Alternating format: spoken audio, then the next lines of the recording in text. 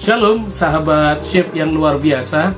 Senang sekali bisa bersama-sama dengan teman-teman. Dan mohon maaf nih selama seminggu kemarin karena harus melayani keluar kota dan juga ada hal-hal kesibukan yang lain sehingga tidak dapat online bersama dengan teman-teman. Tapi hari ini saya mendapatkan sebuah pelajaran menarik ketika melakukan perjalanan ke luar kota yang saya pengen rindu sekali bisa bagikan kepada semua teman-teman Shape begitu ya, dan saya berharap kita bisa belajar bersama-sama. Nah, hari ini saya ingin membawa setiap teman-teman kepada sesuatu pelajaran yang sederhana, yaitu the power of thanksgiving, kuasa dari mengucap syukur atau ucapan terima kasih. Ya, mengucap syukur kali ya, the power of thanksgiving gitu ya, bagaimana kita belajar untuk mengucap syukur buat apapun yang sedang terjadi, yang sedang kita alami. Nah, dalam perjalanan saya ke Tegal dan Cilacap, teman-teman, untuk pelayanan di sana.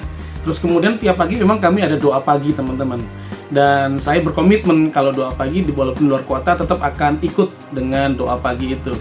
Tetapi kemudian untuk supaya saya tetap bisa melayani memimpin pujian, maka saya juga membeli gitar kecil 6 senar gitu ya, supaya nanti kalau keluar kota atau di hotel tetap bisa nyanyi tanpa perlu merepotkan teman untuk meminjam gitar begitu. Nah, jadi saya berpikir karena tempat penjualan gitar itu di salah satu online itu di Sidoarjo, saya minta tolong teman saya yang Surabaya. Ternyata teman saya Surabaya mau ke Jakarta. Wah, puji Tuhan, terima kasih Tuhan. Jadi ongkirnya lebih murah, dikirim dia, nanti nitip saudara ya. Oke, wah, sudah direncanakan. Tetapi saya mengagetkan rupanya waktu dia mau pergi ke Jakarta, saya pas juga mau keluar saudara ya. Waduh, gimana ya cara ngaturnya ya? Kemudian kita sepakat, oke, nanti kita ketemu di pinggir tol gitu saudara ya, berpikirnya. Tapi ternyata nggak bisa juga saudara ya, karena dia berangkat terlalu pagi. Saya juga masih ada rencana hari itu untuk rapat. Ternyata saya kaget saudara ya, Tuhan mengatur berbeda sehingga rapatnya ditunda, sehingga saya bisa berangkat pagi saudara ya. Saya berangkat pagi nih, wah seneng. Begitu saya berangkat pagi, teman-teman, Bapak Ibu, sahabat Shape, ternyata ada dua kecelakaan beruntun di jalan layang tol Cikampek, saudara ya. Jadi menghambat sekitar 2 jam saya berhenti atau agak terhambat di situ. Kemudian teleponlah teman dari Surabaya, sudah sampai mendekati kota Tegal. Wah, saya bingung saudara ya. Ya sudahlah, kita berpikir ya sudah gimana ya, saya telepon teman dari Tegal. Puji Tuhan saudara ya, ada pertolongan Tuhan. Pokoknya kita harus mengucap syukur dalam segala perkara kecil. Ternyata ada teman di Tegal yang mau bantuin untuk janjian kalau teman saya ini makan di Tegal, dia akan ambil. Puji Tuhan, saya senang sekali. Jadi ada cara Tuhan, tadinya mau di pinggir tol, kita akan jalan ke tengah-tengah walaupun berbahaya, nakal saudara ya. Atau di rest area yang ada jembatannya, tapi kemudian ternyata ada cara Tuhan, puji Tuhan. Ternyata pada waktu janjian saudara, teman saya tempat makannya beda. Tidak jadi makan sate, tapi makan sayur asem. Wah, saya buru-buru telepon ke teman di Tegal. Boleh nggak sayur asem? Teman saya yang di Tegal berkata, saya sebenarnya lagi di Semarang sih. Waduh, saya kaget saudara, bagaimana ini ya? Terus dia bilang, oke, nggak apa-apa, nanti supir saya yang ngambil. Waduh, Tuhan Yesus, puji Tuhan. Artinya ada pertolongan terus saudara ya. Kecil, mungkin orang bilang kebetulan, tapi buat saya tidak. Teman-teman, ada hal kecil yang Tuhan akan kita bisa mengucap syukur karena semua pertolongan Tuhan. Jadi saya tetap nyetir ke Tegal, tempat nanti akan melayani dengan sukacita. Sampai di kota Tegal, teman-teman, yang saya mengucap syukur, barangnya sudah diambil oleh teman. Sebelum saya nyampe, dikasih tuh, Kak, ini barangnya sudah nyampe, saya ambil. Wah, puji Tuhan, berarti nanti kalau saya di hotel, saya bisa tetap melayani. Kayak hari Minggu, Senin kita akan ibadah doa lagi.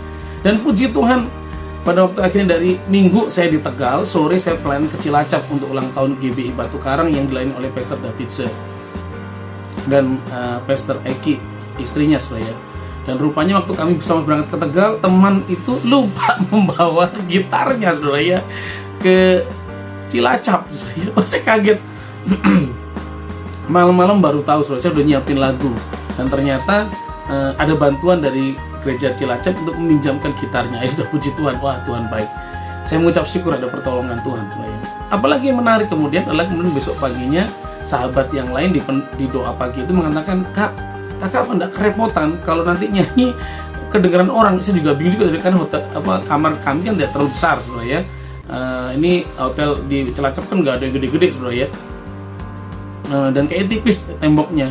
Oh, saya kaget dia mau, udah puji Tuhan kalau gitu, kalau mau mimpin ya sudah. Padahal saya udah siapin gitar, saya puji Tuhan. Akhirnya kami pulang ke ke Tegal lagi, saudara, malam harinya dari melayani besok Seninnya setelah teman itu melayani, pagi siang kami balik ke Tegal lagi, saudara ya.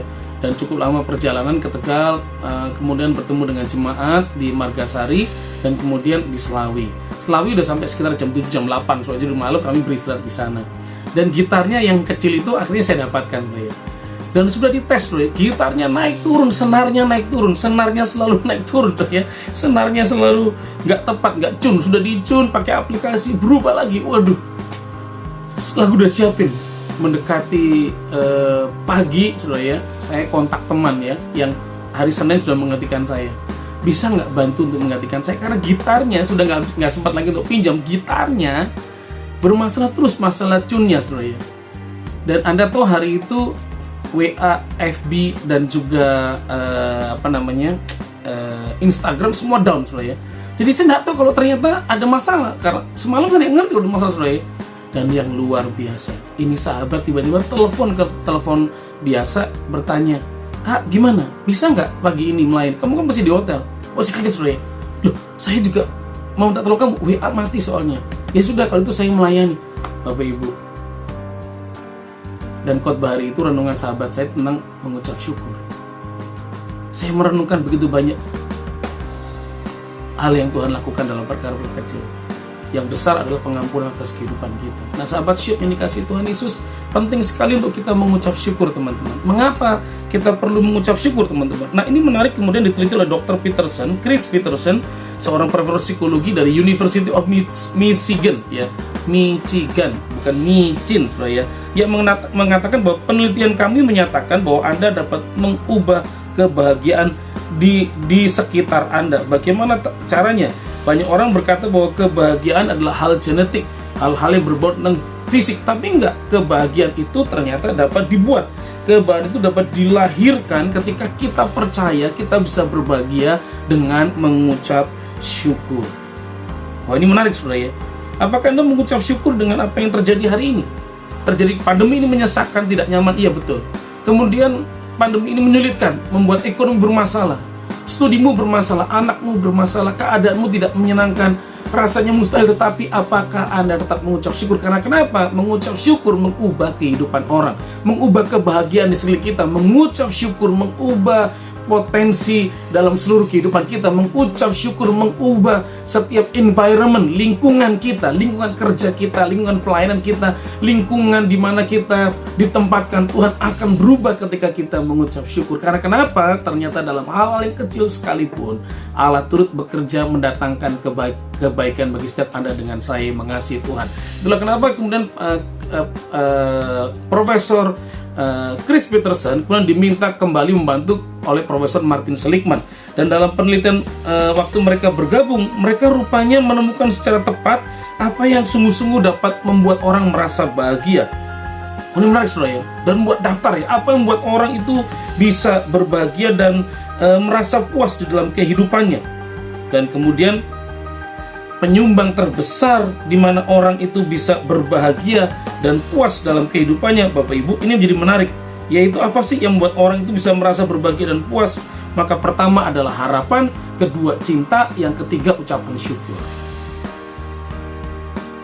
Hari ini ketika Anda merasa lemah, kalah, tidak berharga, ketika Anda merasa ditinggalkan, tidak sanggup, apakah Anda mengucap syukur? Tetaplah mengucap syukur, karena ada kekuatan dalam ucapan syukur. Ada kekuatan terbaik yang bisa memulihkan kehidupanmu.